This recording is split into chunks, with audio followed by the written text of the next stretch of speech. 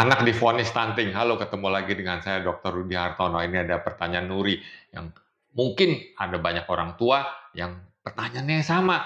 Video ini juga sudah beberapa kali saya bikin, tapi nggak apa-apa saya bikin lagi. Nah, Ibu Nuri anaknya laki-laki 3 tahun, berat 12, tinggi 85. Di posyandu oleh kadernya divonis stunting.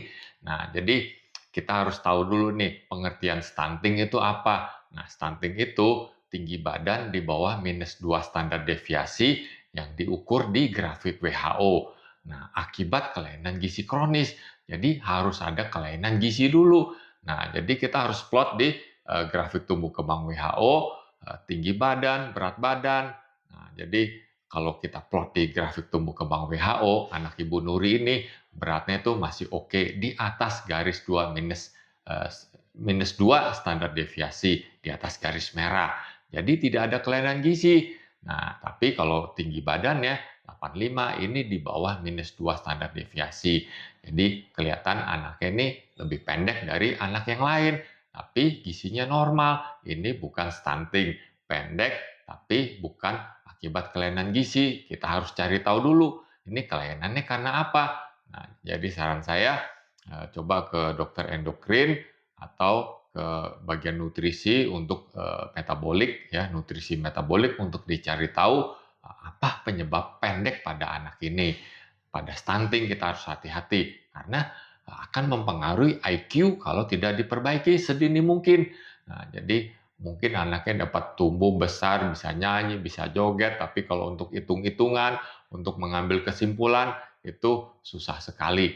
Nah, lalu saran saya sih, saya tidak menyalahkan kader ini karena mungkin dia tidak tahu, oh ini pendek pasti stunting, bukan ya. Nah, sebagai manusia saya juga kita harus setiap hari belajar. Nah, ini dengan kemajuan zaman ini stunting. Nah, kita klik aja googling arti stunting. Nah, nanti keluar tuh. Nah, lalu coba sebagai orang tua belajar plot di grafik tumbuh kembang anak. Gampang itu. Nah, tinggal umur, misalnya berat, tinggi, tinggal masukin aja. Nah, kalau nggak ada di buku, ya pakai apps ya, misalnya Primaku, itu gampang sekali. Nah, setiap anak yang normal mempunyai pola pertumbuhan yang normal. Ingat ya, setiap anak yang normal mempunyai pola pertumbuhan yang normal. Jadi kalau melengkungnya bagus, itu normal. Tapi kalau udah melengkungnya mulai ke arah bawah, nah itu nggak bagus.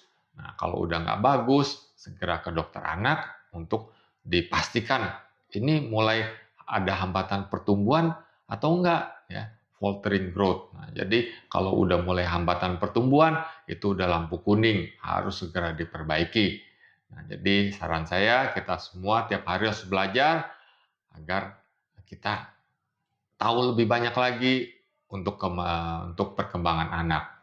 Semoga dapat menjawab ya. Jika video ini bermanfaat, silakan share ke orang lain. Salam sehat.